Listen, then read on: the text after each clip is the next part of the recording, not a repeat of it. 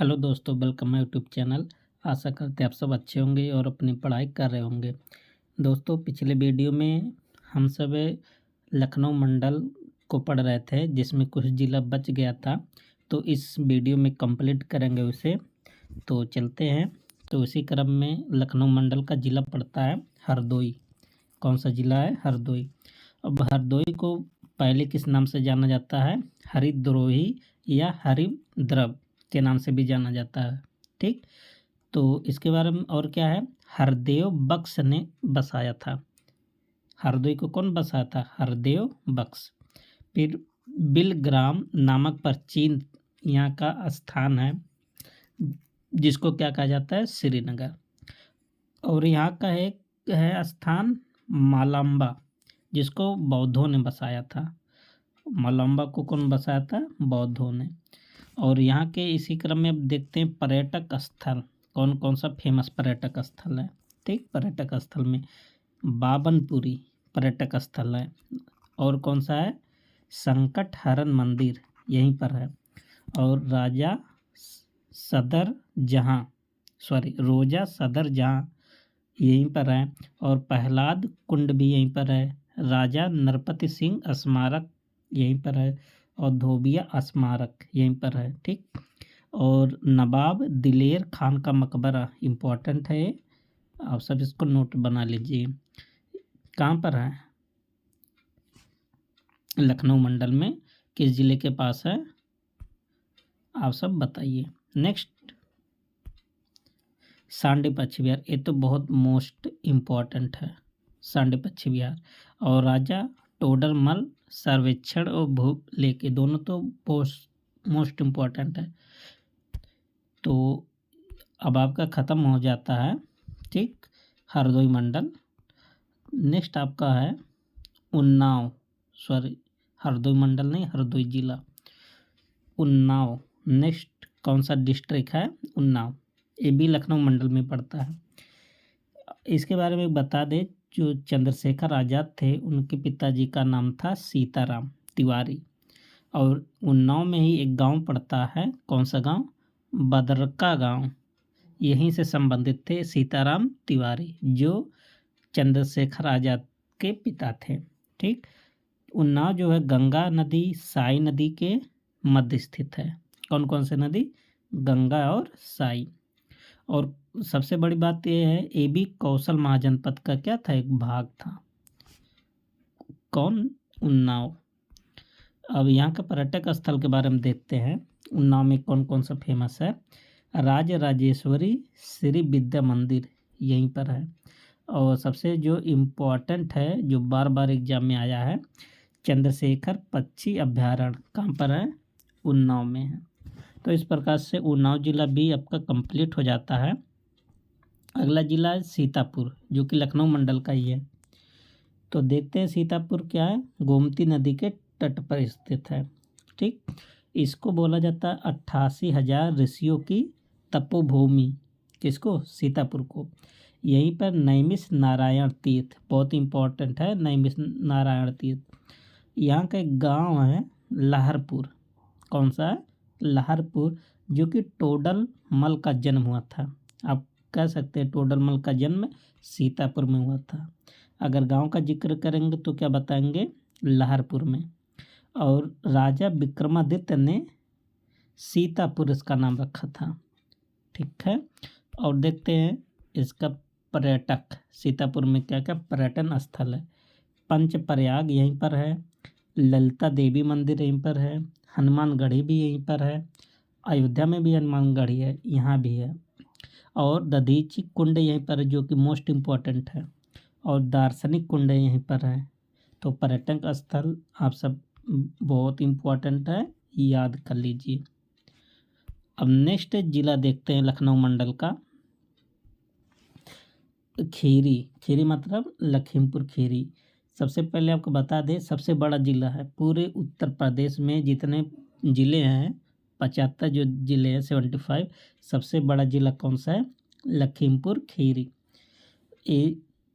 और इसमें क्या है? गोकर्णनाथ मंदिर बहुत मोस्ट इम्पॉर्टेंट है, पेपर में आया है। यहीं पर है। मेढक मंदिर यहीं पर है। लक्ष्मीपुर के नाम से भी जाना जाता है, कौन? लखीमपुर खीरी। और उत्तर प्रदेश का एकमात्र दुधवा नेशनल पार्क यहीं पर है। लखनऊ मंडल के अंतर्गत नेक्स्ट जिला कौन सा है? रायबरेली। 1958 में अंग्रेजों ने इसे स्थापित किया था। कब? सॉरी 1900 नहीं, 1858 में। ठीक। अच्छा, रायबरेली की अगर हम बात करें तो राय प्लस भरौली, इन दो नामों से मिलकर बना है। राय तो राय होता था, भरौली मतलब भर के लोग, जो कि इसको कहा जाता था पहले बरौली, फिर धीरे धीरे फिर क्या हो गया भरौली। अब वर्तमान समय में क्या कहा जाने लगा? राय बरेली। ठीक। बेहटा ब्रिज यहीं पर है, बहुत इंपॉर्टेंट है बेहटा ब्रिज। और डाल मऊ को छोटा काशी कहा जाता है, जो कि बरेली में ही है।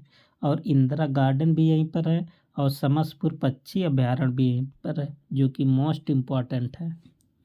तो बरेली भी इस प्रकार से आपने देख लिया। अब नेक्स्ट मंडल की बात करते हैं। कौन सा मंडल है?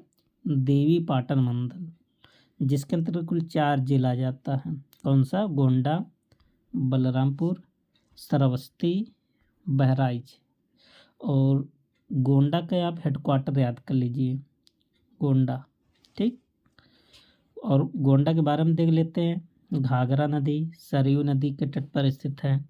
कौशल महाजनपद का हिस्सा भी है। प्राचीन इसका नाम था गोनर्द, बहुत इंपॉर्टेंट है, पूछ लेता है कि गोंडा का प्राचीन नाम क्या है? गोनर्द। और राजेंद्र लाहिड़ी को फांसी यहीं पर दिया गया था, गोंडा में ही, ये भी बहुत इंपॉर्टेंट है। तो कब दिया गया था फांसी? 1927 में। किस कांड के लिए दिया गया था? ककोरी कांड। इनको दोषी ठहराया गया था, जब दोषी सिद्ध हो गए तो गोंडा में अंग्रेजों ने इन्हें फांसी दे दिया। ठीक। श्री स्वामी नारायण मंदिर यहीं पर है, और बराही देवी मंदिर यहीं पर है। पार्वती अर्गा पक्षी विहार मोस्ट इम्पॉर्टेंट है, यहीं पर है, कहाँ? गोंडा में। नेक्स्ट जिले की बात करते हैं। नेक्स्ट जिला क्या है? बहराइच। बहराइच प्राचीन काल में इसे गंधर्व क्षेत्र कहा जाता था। किसको? बहराइच को। और क्या है? बहराइच भी कहा जाता, भर्राइच। बहराइच को क्या पहले कहा जाता था? भर्राइच। एक इस नदी के तट पर स्थित है, सरयू और घाघरा। महाराजा जनक के गुरु थे एक ऋषि अष्टावक्र, यहीं से संबंधित थे। और मारी माता मंदिर, सैयद सलार, मसूर गाजी की दरगाह, ये दरगाह इम्पोर्टेंट है। ठीक।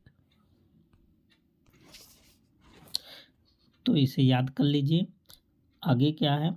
कतरनिया घाट वन्य जीव अभ्यारण्य यहीं पर है, और महाराज सुहेल देव स्मृति द्वार यहीं पर है। कतरनिया घाट तो इम्पोर्टेंट है, मोस्ट इम्पोर्टेंट। ठीक। अगला जिला की हम बात करते हैं, श्रावस्ती। अगला जिला कौन सा है? श्रावस्ती। ठीक। तो श्रावस्ती के बारे में देख लेते हैं। बुद्ध के सर्वाधिक उपदेश, बुद्ध जी ने सबसे ज़्यादा उपदेश काम दिए थे श्रावस्ती। और आप सब जानते हैं कि श्रावस्ती का जो साक्षरता दर है सबसे कम है। और इसका हेडक्वार्टर कहाँ है? भिनगा में, बहुत इम्पोर्टेंट है, पूछ लिया जाता है। सर्वाधिक समय बिताए थे बुद्ध जी ने, और महाजनपद काल में कौशल की राजधानी थी श्रावस्ती। और आपको बता दें कि अनर्थ पिंडक, जो कि बौद्ध भिक्षु थे, जेतवन बिहार को दान में दे दिया था। ठीक। किसको? बुद्ध जी को। जेतवन बिहार को किसको दान दिए थे? बुद्ध जी को। और संभवनाथ मखाली गोसाल की जन्मभूमि यहीं पर है। और ये दोनों किससे संबंधित थे? जैन तीर्थंकर थे। ठीक। और यहाँ की अगर हम पर्यटन स्थल की बात करें तो चेतवन विहार और विभूतिनाथ मंदिर, सुहेल देव वन्य जीव अभ्यारण्य बहुत इम्पोर्टेंट है, और विपासना ज्ञान केंद्र यहीं पर है, और साहेत महेत श्रावस्ती से संबंधित है। नेक्स्ट जिले की बात करें तो बलरामपुर। अगला जिला कौन सा है? बलरामपुर। राप्ती नदी के तट पर स्थित है, जो गोरखपुर भी था ना, राप्ती नदी के तट पर। पर्यटक स्थल कौन सा है? देवी पाटन मंदिर और सुहेल देव वन्य जीव अभ्यारण्य यहीं पर है। और क्या है? झाली धाम और जय प्रभा ग्राम यहीं से संबंधित है। और बिजलीपुर मंदिर, ये बिजलीपुर मंदिर कहाँ से है? बलरामपुर से। अब नेक्स्ट मंडल की बात करते हैं, बस्ती मंडल। तो बस्ती मंडल में कुल कितने जिले आते हैं? 3। बस्ती, सिद्धार्थनगर, संत कबीर नगर, 3 जिले आते हैं। तो सबसे पहले हम देखते हैं बस्ती जिला। ठीक, तो कौशल देश का एक हिस्सा था। कौन? बस्ती। और घाघरा, मनोरमा, अमी, गरिया, कुआनो नदियों के तट पर स्थित है। तो इतनी नदियां हैं बस्ती से बहती हैं। इसका नाम वशिष्ठ नगर, वर्तमान समय में बस्ती को सब लोग कह रहे हैं कि बस्ती को वशिष्ठ नगर इसका नाम रख दिया जाए, मांग कर रहे हैं। और अहमद पुल यहीं पर स्थित है, कुआनो नदी पर बना है। और चंदो ताल यहीं पर है। और नेक्स्ट देखते हैं श्रृंगी नारी मंदिर यहीं पर है बस्ती में ही। और बटेश्वर पार्क भी यहीं पर है। और बागवानी अनुसंधान एवं विकास प्रशिक्षण केंद्र भी यहीं पर, जिसकी स्थापना कब हुआ था? 1956 to 57 में। दोस्तों आपको बता दें, यदि अब BPO, junior assistant, RO, ARO और मंडी परिषद की यदि आप तैयारी कर रहे हैं तो आपके लिए बहुत इम्पोर्टेंट है, तो आपके लिए बहुत इम्पोर्टेंट होगा। नेक्स्ट देखते हैं जिला कौन सा है? सिद्धार्थनगर। इसका हेडक्वार्टर सबसे पहले पूछा जाता है नौगढ़ है। राप्ती नदी, बूढ़ी राप्ती, बाणगंगा, 3 नदियाँ याद कर लीजिए, बहती है कहाँ से? सिद्धार्थनगर से। और एक है पिपरावा स्तूप, ही बहुत फेमस है यहाँ का। भारत बाहर मंदिर यहीं पर है। और सिद्धार्थ विश्वविद्यालय यहीं पर है, जिसका स्थापना 2015 में हुई थी। और अगला जिला क्या है? संत कबीर नगर। इसका हेडक्वार्टर कहाँ है? खलीलाबाद में। कबीरदास का निर्वाण यहीं का एक स्थान है, मगहर। मगहर कहाँ पर है? संत कबीर नगर में, जहाँ कबीरदास जी का निर्वाण हुआ था। और काजी खलील उल रहमान का किला यहीं पर है, बहुत इम्पोर्टेंट है। और बखीरा अभ्यारण्य यहीं पर है, ये भी बहुत इम्पोर्टेंट है। और तमेश्वर माता मंदिर कहाँ पर है? संत कबीर नगर में। तो इतनी सारी बातें आप सब नोट्स बना लीजिए, जैसे हम बनाए हैं आप लिख लीजिए, आपको रिवीजन करने में आसानी होगी। अगले मंडल की बात करते हैं गोरखपुर। ठीक, और गोरखपुर में कितने जिले आते हैं? 4। गोरखपुर, महाराजगंज, देवरिया, कुशीनगर, 4 जिले आते हैं। सबसे पहले इसमें हम गोरखपुर का जिक्र करते हैं। तो गोरखपुर में मेला लगता है खिचड़ी मेला, बहुत इम्पोर्टेंट है, पूछा जाता है कि खिचड़ी मेला कहाँ लगता है। चौरी चौरा कांड घटना यहीं पर हुआ था, कब? 4 फरवरी 1922 को। कहाँ पर हुआ था? गोरखपुर में। और आपको बता दें कि वायुसेना का मुख्यालय है, कौन? कोबरा स्क्वाड्रन का मुख्यालय कहाँ है? गोरखपुर में, जो कि वायुसेना से संबंधित है। और गीता प्रेस भी यहीं पर है गोरखपुर में। इसकी स्थापना 1923 में हुआ था। कौन किया था? जयदयाल डोयका और हनुमान प्रसाद ने किया था। ठीक, और कल्याण नामक पत्रिका यहीं से प्रकाशन होता था। ये तो मोस्ट इम्पोर्टेंट है, पूछा जाता है कि कल्याण नामक समाचार पत्र कहाँ से प्रकाशित हुआ था? तो आप बताएंगे गोरखपुर से। और एक है जो बहुत बड़े शख्सियत हैं, फिराक गोरखपुरी। इनका जो वास्तविक नाम था क्या था? रघुपति सहाय। कहाँ से संबंधित है? गोरखपुर से, बहुत इम्पोर्टेंट ये भी है। और ये आरोग्य मंदिर यहीं पर है, रामगढ़ ताल यहीं पर है, विष्णु मंदिर यहीं पर है। और एक इमाम बाड़ा यहीं पर है। ऐसा नहीं कि इमाम बाड़ा केवल लखनऊ में, यहाँ पर भी है। और यहाँ का जो इमाम बाड़ा है रोशन अली शाह ने बनवाया था। ठीक, और देख लेते हैं क्या है। और एक बात याद कर लीजिए कि पूर्वोत्तर रेलवे का मुख्यालय यहीं पर है। बहुत इंपॉर्टेंट है, हर एग्जाम में पूछा जाता है कि पूर्वोत्तर रेलवे का मुख्यालय कहाँ है, गोरखपुर में। अगला जिला कौन सा है, महाराजगंज। महाकाव्य काल में कारपथ के नाम से जाना जाता था। कौन, महाराजगंज। आपसे ऐसे पूछ लिया जाता है कि कारपथ नाम से किसे जाना जाता है, तो आप बताएंगे महाराजगंज को। कौशल राज के अधीन था ये भी। नारायणी नदी, राप्ती, रोहित, घोगी और डांडी नदी के तट पर स्थित है। सबसे इम्पोर्टेंट है ए, जटायु प्रजनन केंद्र कहाँ पर है, महाराजगंज में। देवी लेहड़ा का मंदिर यहीं पर है। सुहागी बौरवा वन्यजीव अभ्यारण्य यहीं पर है और रामग्राम यहीं पर स्थित है। तो इतनी सारी बातें आप याद कर लीजिए, कहाँ से, महाराजगंज से। नेक्स्ट जिला कौन सा पड़ता है, देवरिया। इसका प्राचीन नाम क्या था, देवारण्य, और क्या था, देवपुरिया।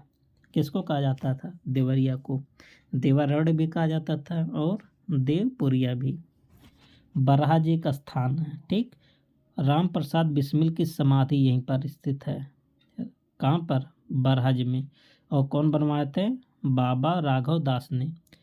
अच्छा, आपको बता दें कि राम प्रसाद बिस्मिल जी को फांसी कहाँ हुआ था, गोरखपुर में। ठीक, फांसी तो गोरखपुर में हुआ था, लेकिन आप देख रहे हैं कि इनके जो समाधि है कहाँ पर बनवाया गया है, देवरिया में।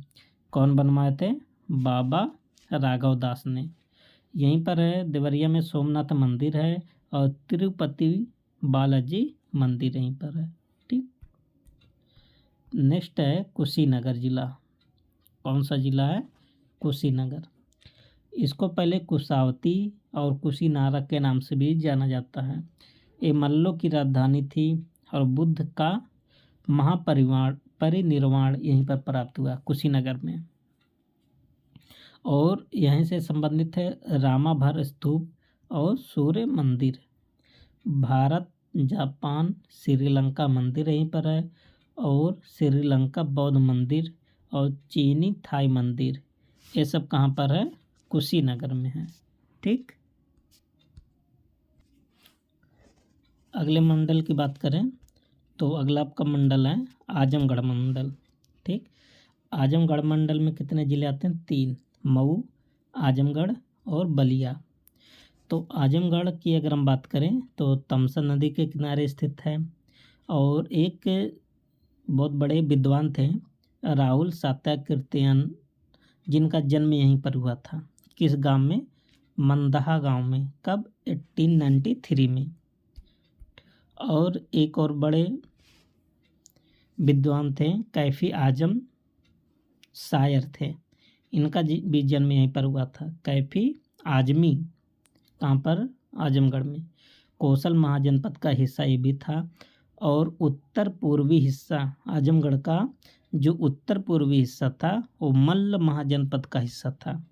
ध्यान रहे आपको, जो आजमगढ़ है कौशल का भी हिस्सा था और मल्ल महाजनपद का भी हिस्सा था, दोनों का हिस्सा था। और यहाँ के अगर हम पर्यटक स्थल की बात करें तो चंद्रमा ऋषि आश्रम यहीं पर है। निजामाबाद ब्लैक पॉटरी यहीं पर है। माँ पालमेश्वरी मंदिर यहीं पर है।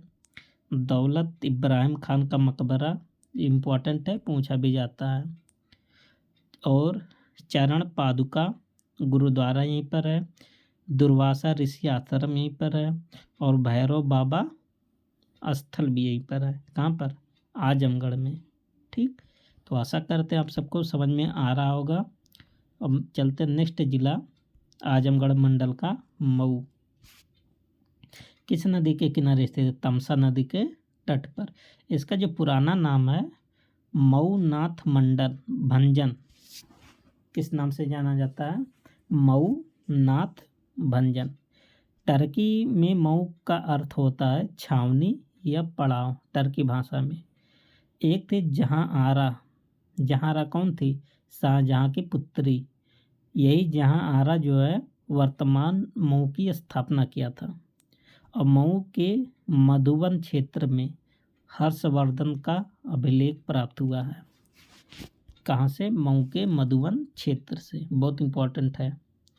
और यहाँ के अगर हम पर्यटक स्थल की बात करें तो पंटासिया वाटर पार्क रिजॉर्ट यहीं पर स्थित है, और रोज गार्डन यहीं पर है, और मुक्ति धाम द्वारी घाट यहीं पर है, और वन देवी का मंदिर भी यहीं पर है, और शीतला देवी का मंदिर भी यहीं पर है।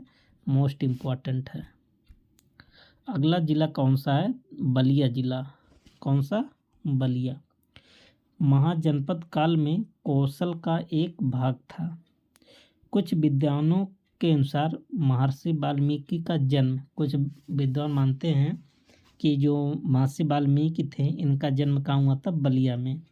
और बलिया को बागी बलिया भी कहा जाता था, क्योंकि क्रांतिकारी लोग बहुत खतरनाक यहीं पर ही थे। और देख लेते हैं कि 10 अगस्त 1942 में चिंतू पांडे ने समांतर सरकार का गठन किया था। बहुत इम्पोर्टेंट है, बहुत बार पूछा भी गया है कि बलिया में समांतर सरकार का गठन किसने किया? तो अब बताएंगे चिंतू पांडे। कब? 10 अगस्त 1942 को, भारत छोड़ो आंदोलन के दौरान। मंगल पांडे का जन्म यहीं पर हुआ। किस गांव में? नगवा ग्राम। और जो नगवा ग्राम कहाँ है? बलिया में है। और यहाँ की हम पर्यटक स्थल की बात करें बलिया जिले की, तो भृगु मंदिर भी यहीं पर है, और बलेश्वर नाथ मंदिर है, कामेश्वर धाम है, और पराशर मुनि का आश्रम भी यहीं पर है, सुरहा ताल यहीं पर है। बहुत इम्पोर्टेंट है, सुरहा ताल पूछा जाता है किस जिले में है? तो अब बताएंगे बलिया।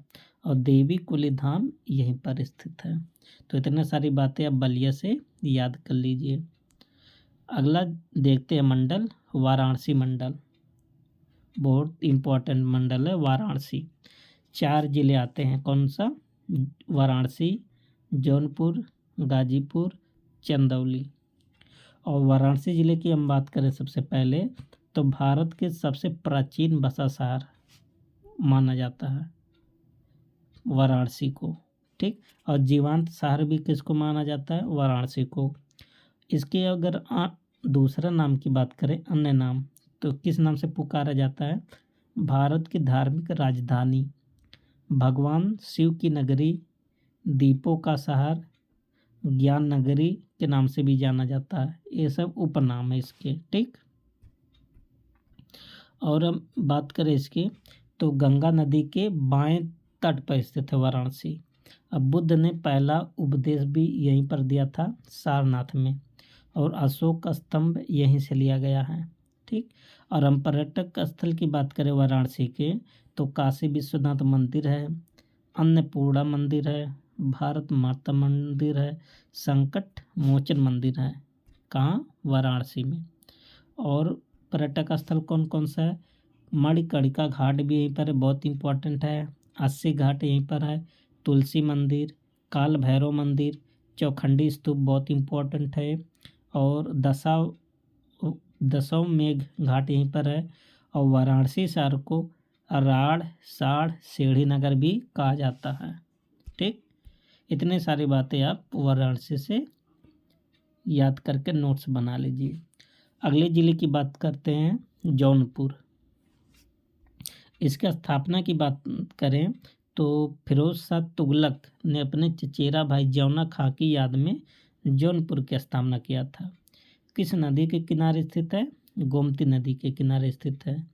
ठीक। अगर हम इसके प्राचीन नाम की बात करें तो देवनागरी भाषा में जौनपुर को क्या कहा जाता था? सरकी शासकों ने किया। देवनागरी प्राचीन नाम क्या है? देवनागरी। 1194 में कुतुबुद्दीन ऐबक ने आक्रमण किया था। जब आक्रमण किया था तो ये जीत गया था, सत्ता इसके हाथ में था। फिर कुतुबुद्दीन ऐबक ने क्या किया? सत्ता को दे दिया। किसको? दीवान जीत सिंह को देकर वापस चला गया था। ठीक। यहाँ का सत्ता किसको दिया था? कुतुबुद्दीन ऐबक, दीवान जीत सिंह को। एक थे मलिक सरवर, उपाधि इनको मिली थी मलिक उस सर्क की। कौन थे? जौनपुर को अपनी राजधानी बनाया था। और फिरोज शाह जो तुगलक था 1893 में अटाला मस्जिद का नींव रखा था। कौन? फिरोज शाह तुगलक। और पूरा कौन करवाया था? इब्राहिम शाह ने। और यहीं पर है अटाला देवी का मंदिर भी है। ठीक, ये जो अटाला मस्जिद है ना, अटाला देवी का मंदिर भी ये था, उसी को बनाया गया है। अगले बात करें तो एक सूर्यवंश का प्रतापी शासक था शेरशाह सूरी। जो शेरशाह सूरी का जो दीक्षा हुआ था, शिक्षा दीक्षा ना, यहीं पर हुआ था। और पर्यटक स्थल की बात करें जौनपुर की, तो यहाँ पर है मस्जिद लाल दरवाज़ा, झजरी मस्जिद यहीं पर है, अटाला मस्जिद यहीं पर है, शीतला माता मंदिर है, शाही किला भी यहीं पर है, और शाही पुल भी यहीं पर है, जामा मस्जिद भी यहीं पर है। ठीक,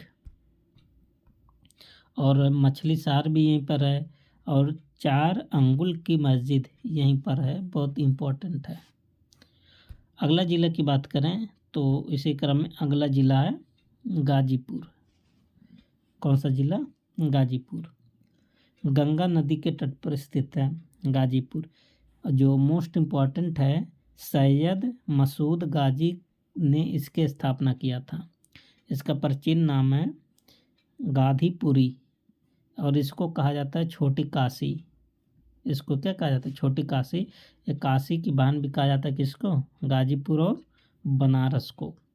और लाहौरी काशी भी कहा जाता है। कार्नवालिस का मकबरा यहीं पर है गाजीपुर में, बहुत इंपॉर्टेंट है, पूछा भी गया पेपर में। और भीतरी सैदपुर, यहाँ से क्या मिला? स्तंभ मिला। किससे संबंधित था? स्कंदगुप्त से। और गुलाब जल के उत्पादन के लिए प्रसिद्ध है। अफीम का कारखाना यहीं पर है। और वीर अब्दुल हमीद का जन्म स्थल भी यही है। और स्वामी सहजानंद सरस्वती का भी जन्म गाजीपुर में ही हुआ था। अब गाजीपुर से संबंधित पर्यटन स्थल कौन कौन सा है, इसको देख लेते हैं। पोहारी बाबा आश्रम और जलालाबाद का किला गाजीपुर में है। एक यहाँ एक गांव, कौन सा? गहमर। एशिया का सबसे बड़ा गांव है गहमर, जो कि किस जिले में? गाजीपुर में। और ह्वेनसांग जो था, इस क्षेत्र को चंचुक बोला था। चंचू कौन कहा था गाजीपुर को? ह्वेनसांग। और चंचू का मतलब है युद्ध क्षेत्र की भूमि। और महर्षि यमदग्नि यहीं से संबंधित है। भगवान परशुराम के पिता की कार्यस्थली यहीं पर है। और ऋषि गौतम और च्वान ऋषि यहीं से संबंधित है। अगला जिला की बात करते हैं, चंदौली जिला। ईंटों से बने अवशेष पूरे जिले में मिलते हैं चंदौली जिला में। और बलुआ स्थान गंगा नदी के किनारे स्थित है। हर साल जनवरी में एक मेला लगता है जिसको पश्चिमी वाहिनी मेला कहा जाता है। और यहाँ का एक गांव है हेतमपुर। कौन सा गांव? हेतमपुर, जिसको हेत का किला यहीं से मिला है। और कर्मनाशा नदी जो है चंदौली और बिहार की सीमा का निर्धारण करती है। ठीक, जैसे चंदौली इधर, इधर बिहार, तो बीच में कौन सा नदी बहती है? कर्मनाशा नदी। और पर्यटक स्थल की बात करें चंदौली का, तो यहाँ का झरना बहुत पूछा जाता है। राजदरी, देवदरी, ओरहा हाट और कर्मनाशा, ये सब झरना कहाँ से है? चंदौली से। और लतीफ़ शाह बांध यहीं पर है।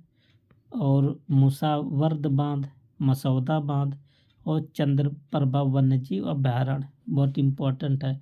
1957 में स्थापना हुआ था इसका। और जो मुसावर्द बांध है किस नदी पर बना है? कर्मनाशा नदी पर। अगला मंडल की बात करें, मिर्ज़ापुर मंडल। 3 जिले आते हैं, मिर्ज़ापुर, सोनभद्र और भदोई। सबसे पहले मिर्ज़ापुर की बात करें, मिर्ज़ापुर मंडल में तो लॉर्ड मार्क्स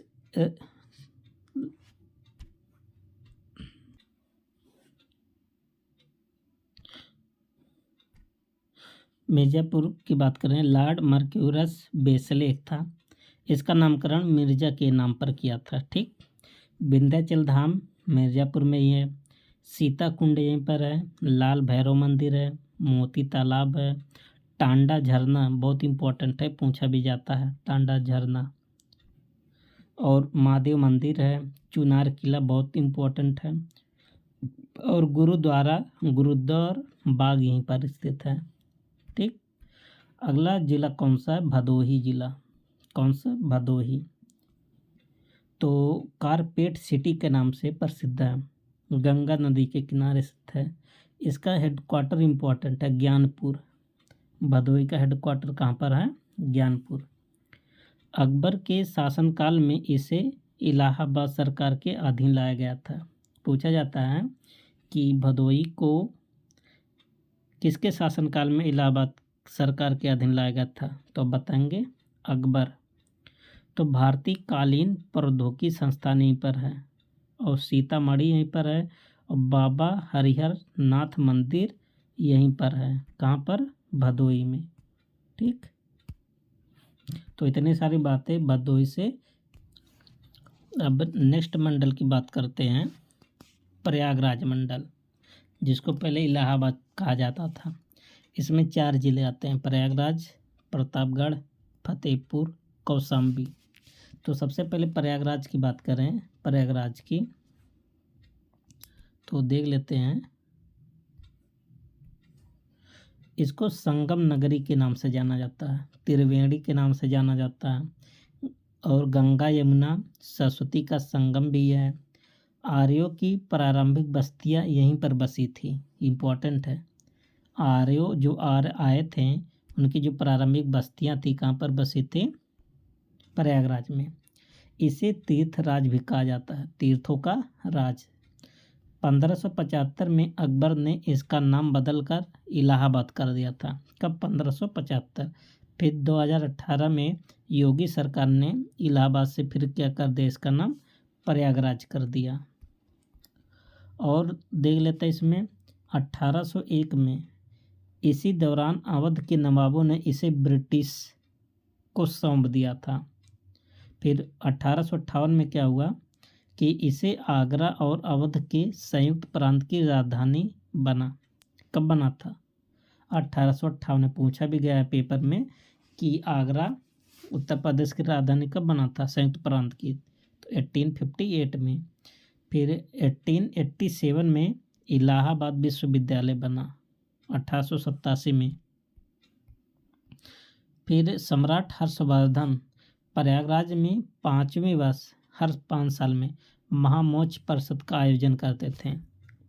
ठीक। और महाकुंभ जो मेला है कितने वर्ष पर यहीं पर लगता है? 12 वर्ष में। अभी आप देख ही रहे हैं क्या वहाँ पर हुआ था, कितनी स्थिति दयनीय है।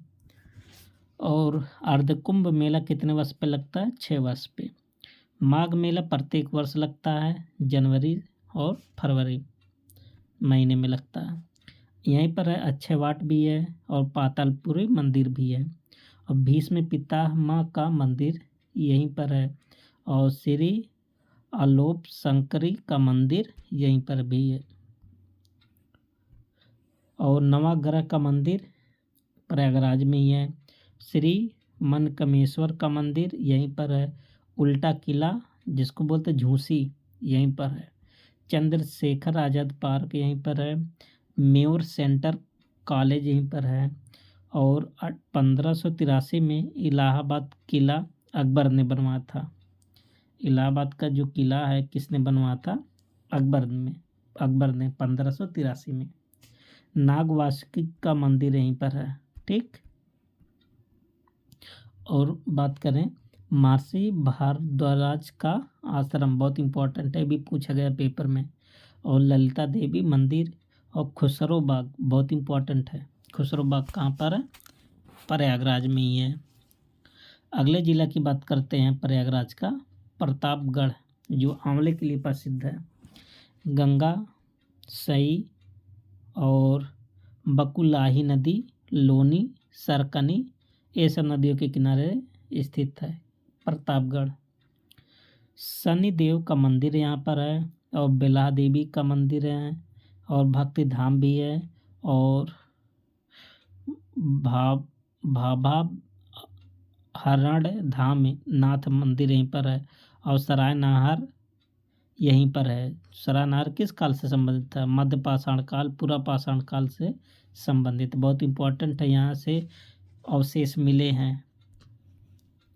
और अगले जिले की बात करते हैं, फतेहपुर। फतेहपुर वत्स जनपद का हिस्सा था। ठीक, आप जानते हैं कुल कितने महाजनपद थे? 16, और 16 में से 8 उत्तर प्रदेश में है, तो उसी 8 में से एक है वत्स महाजनपद। ऋषि भृगु की तपोस्थली फतेहपुर है। भिटौरा, अथोसर यहीं से संबंधित है, और 80 घाट और ओम घाट यहीं पर स्थित है। और भवानी इमली बहुत इंपॉर्टेंट है, पूछा गया पेपर में। ठाकुर जोध सिंह औरैया एक थे। 1858 की क्रांति में इस पेड़ पर अंग्रेजों ने फांसी दे दिया था। यहीं पर एक भवानी इमली है जो 1858 के समय में फांसी दे दिया था। किसको? जोध सिंह औरैया को लटका दिया गया था, इसीलिए क्षेत्र ज़्यादा फेमस है। फिर आदमपुर घाट यहीं पर है। फिर गणेश शंकर विद्यार्थी का जन्म यहीं पर हुआ है। अगला जिले की बात करते हैं, कौशाम्बी, बहुत इंपॉर्टेंट है। इसका हेडक्वार्टर कहाँ है? मंझनपुर। ये भी वत्स महाजनपद की राजधानी थी। जैन तीर्थंकर थे एक। पद्म प्रभु की जन्म स्थली यहीं पर है। ऋषि कात्यायन का जन्म यहीं पर हुआ है, और जो कि व्याकरण के विद्वान थे। ऋषि कौशंब का आश्रम यहीं पर है, और पाभोस जैन मंदिर यहीं पर स्थित है, और प्रभास गिरी बहुत इम्पोर्टेंट है, यहीं पर स्थित है। ठीक, और बात करते हैं, महाराजा उदयन के किले का अवशेष यहीं पर मिला है, और कुकुट राम विहार यहीं पर है। घोषिता राम विहार यहीं पर स्थित है, बहुत इंपॉर्टेंट है, याद कर लीजिए। और बात करें तो ख्वाजा कड़क शाह की मज़ार बहुत इंपॉर्टेंट है। ख्वाजा कड़क शाह की मज़ार यहीं पर है, और संत मलुकदास का आश्रम, दोनों इंपॉर्टेंट है, याद होना चाहिए सबको ये। अगला मंडल की बात करें, चित्रकूट मंडल। कौन सा मंडल है? चित्रकूट मंडल। 4 जिले आते हैं, चित्रकूट, बांदा, हमीरपुर, महोबा। चित्रकूट की बात करें सबसे पहले इसमें, तो इसका जो पुराना नाम था छत्रपति साहू जी महाराज। फिर चित्रकूट का अर्थ होता है कि विचित्र पहाड़ी। ठीक, और इसमें बात करें तो ये मंदाकिनी नदी के तट पर स्थित है। विंध्य पर्वतों से घिरा हुआ है, और मदफा पहाड़ी किला यहीं पर स्थित है। कामदगिरी पर्वत ये बहुत इंपॉर्टेंट है, चित्रकूट में है कामदगिरी पर्वत। वाल्मीकि पहाड़ यहीं पर है। सबरी झरना भी यहीं पर है, और तुलसी जलप्रपात भी यहीं पर है, और रानीपुर टाइगर रिजर्व भी यहीं पर स्थित है। बहुत इंपॉर्टेंट है तीनों चारों। और नेक्स्ट जिले की बात करते हैं, बांदा जिला। कौन सा जिला है? बांदा। ऋषि वामदेव यहीं से संबंधित है, जो कि बांदा नाम पड़ा इन्हीं के नाम पर। ऋषि वामदेव केन नदी के तट पर स्थित है। कलिंजर का किला बहुत इंपॉर्टेंट है।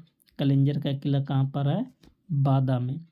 महेश्वरी देवी का मंदिर यहीं पर है, और नवाब टैंक और भूरागढ़ का किला यहीं पर है। नीलकंठ मंदिर है, और भूरागढ़ का मेला यहीं पर लगता है। ठीक, और बात करें तो चिल्ला मेला यहीं पर लगता है। बिल गांव का मेला लगता है। कलिंजर का मेला लगता है, बहुत इम्पोर्टेंट है। और तिराहा मापी मेला भी लगता है यहाँ पर।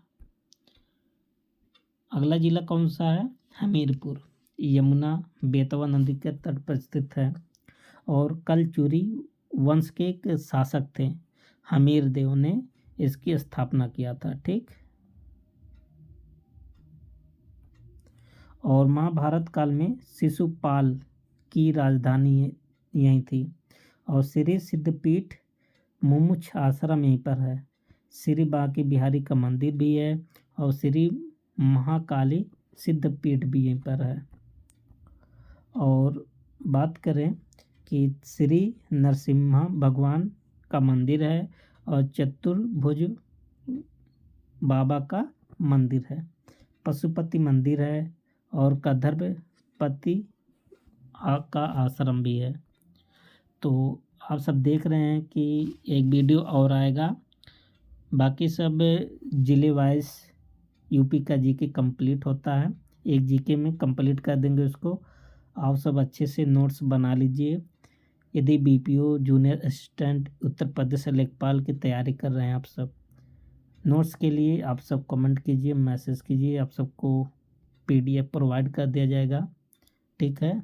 अब मिलते हैं नेक्स्ट वीडियो में, तब तक के लिए best of luck. Thank you.